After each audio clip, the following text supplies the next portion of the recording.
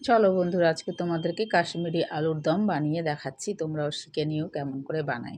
তো এখানে প্রথমে বলি, আমি সেদ্ধ করে নিয়েছি আলুটা, তো তোমরা কাঁচা করতে পারো। তো আমি সেদ্ধ করে নিয়েছি, যেহেতু তাড়াতাড়ি আমাকে করতে হতো রান্নাটা, তার জন্য। তো আমি সেদ্ধ করে ডুমো ডুমো করে কেটে নিয়েছি দুভাগ করে। তারপরে এখানে আমি তেল দিয়ে আর আলুটাকে খুব ভালো করে ভেজে নিলাম, একটু লঙ্কার গুঁড়ো দিয়ে হলুদ দিয়ে ভেজে নিলাম। আর আরেকটা কথা বলি, আলুটাকে একটু ফুটো ফুটো করে দিয়েছিলাম আমি, ওই যে কাঁটা চামচ দিয়ে, যাতে মশলাগুলো ভালো করে ঢোকে।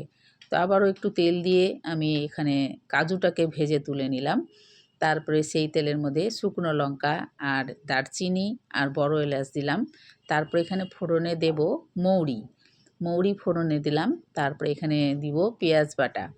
পেঁয়াজ বাটাটা একটা গোটা আমি পেঁয়াজ দিয়েছি, মানে মাঝারি সাইজের। তো যেরকম তরকারিটা বানাবে সেই অনুযায়ী পেঁয়াজটা দেবে। তো আমি একটা মাঝারি সাইজের পেঁয়াজ দিয়েছি, যেহেতু অল্প তরকারি ছিল।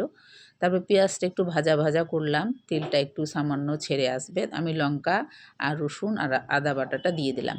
দিয়ে সামান্য একটু জল দিলাম, দিয়ে খুব ভালো করে এটাকেও ভালো করে কষাবো। মশলাটাকে কষাবো যাতে রসুনের গন্ধটা চলে যায়। একটু হলুদ গুঁড়ো দিয়ে দিলাম, দিয়ে খুব ভালো করে মশলাটাকে কষাবো। একটু সামান্য যখন তেল ছেড়ে আসবে, আমি তো বেশি তেল দিইনি, যখন আলুটা ভাজি তখনই একটু বেশি তেল দিয়েছি, তারপরে আর বেশি তেল দিইনি। তারপরে যখন মশলাটা কষানো হয়ে গেল, এখানে বড় সাইজের একটা টমেটো দিয়ে দিয়েছি। টমেটোটা দিয়েও খুব ভালো করে কষাবো। আর 1 চামচের মতন আমি এখানটায় দিয়ে দিয়েছি লঙ্কার গুঁড়ো, এটা কালারের জন্য। তারপরে এখানে খুব ভালো করে মশলাটা কষাবো। দেখো তেলটা একটু ছেড়ে এসেছে, তো তোমরা আর একটু তেল বেশি করে দিও। তো যাই হোক, এখানে আমি মশলাটা খুব ভালো করে কষিয়ে নিব। তারপরে এখানে দেবো কাজু বাটা আর পোস্ত বাটা। কাজু পোস্ত বাটাটা দিয়েও খুব ভালো করে এখানে কষাবো মশলাটা। মশলাটা যখন কষানো হয়ে যাবে, একটু সামান্য তেলটা যখন ছেড়ে আসবে, তারপরে এখানে আমি শুধু ব্যবহার করব ধনে গুঁড়ো। জিরে গুঁড়ো দেবো না, শুধু ধনে গুঁড়ো। আর তারপরে খুব ভালো করে মশলাটাকে কষাবো। তারপরে আলুগুলোকে দিয়ে দেবো।